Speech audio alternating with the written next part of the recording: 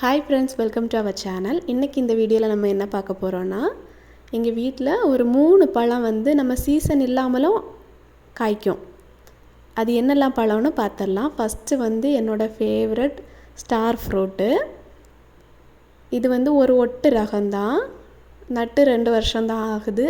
ஆனால் any time அதில் காயும் பூவும் பிஞ்சும் பழமும் காய்ச்சிட்டே இருக்கும். இங்கே பாருங்கள், காய் நிற்கி பூ நிற்கி பிஞ்சு பூவெல்லாம் நிறைய பூக்கும். என்ன தான் மழை பெஞ்சாலும் 2 காயாவது நிற்கும்.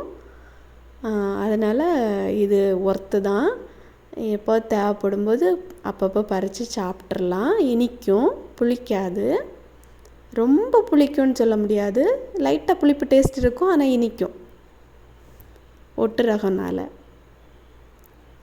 நெக்ஸ்ட்டு பார்த்திங்கன்னா கிளி நாவல். இதை நீங்கள் சாப்பிட்ருக்கீங்களான்னு மறக்காமல் கமெண்ட் பண்ணுங்கள். நாங்கள் இப்போ தான் வாங்கி நட்டோம்.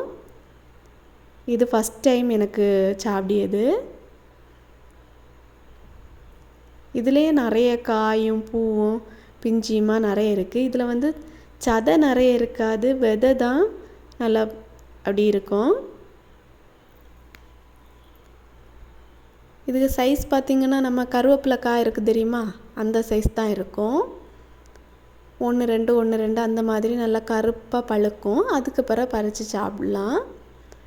பார்த்தாலே தெரியும் நிறைய பிஞ்சியும் காயும். அப்புறமா அது முடிஞ்சு அதுக்கு பிறகு பூ, இதெல்லாம் பூவாக்கும். நிறைய பூவும் பூத்துருக்கு. பரவாயில்ல, லைட்டாக அப்படி நம்ம தோட்டத்துக்கு வரும்போது பறித்து வாயில் போடலாம். அடுத்து எனி டைம் அப்பப்போ காய்க்கியது சீத்தாப்பழம். இது நிறைய காய்க்கும். வீடு சுற்றி 5 நிற்கி. அவ்வளோதான். இந்த ஃப்ரூட்ஸில் உங்களுக்கு என்ன ஃப்ரூட் பிடிக்கும்னு மறக்காமல் கமெண்ட் பண்ணுங்கள்.